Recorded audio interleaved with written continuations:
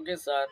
Revolution Congress party Vijay Kumar గారు, మీరు నిజం మాట్లాడతారు, నిజం చెప్తారు. ఓకే. ఎక్సలెంట్.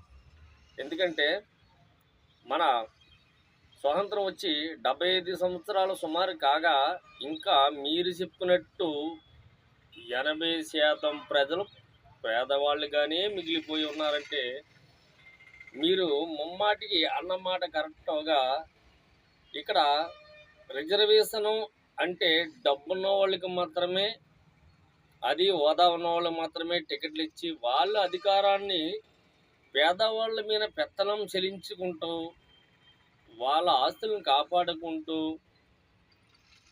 పేదవాడిని పేదవాడిగానే చూడడం వచ్చిన దానివల్ల ఈరోజు మీరు చెప్పినట్టు 80% పేదవాళ్ళుగానే మిగిలిపోయి ఉన్నారు. కానీ రెవల్యూషన్ కాంగ్రెస్ పార్టీ ఆ పేదవాళ్ళుగానే మిగిల్చేలాగా చూస్తుందా, లేక వాళ్ళని అధికారం తీరిగా నడిపించే విధానం కలిగి ఉంటుందా అని ప్రజల్లో ఒక రకమైన ఆందోళన కలిగి ఉన్నారు. కాబట్టి మీరు ఇంకా ముందుకు వచ్చి యూత్ని ఎంకరేజ్ చేసి స్టూడెంట్ని, పేదవాళ్ళని, నిరుపేద వాళ్ళని కూడా కలుపుకొని ఐకమత్యంగా ముందుకు వెళ్తూ ఉంటారని మేము ఆశిస్తూ ఉన్నాం.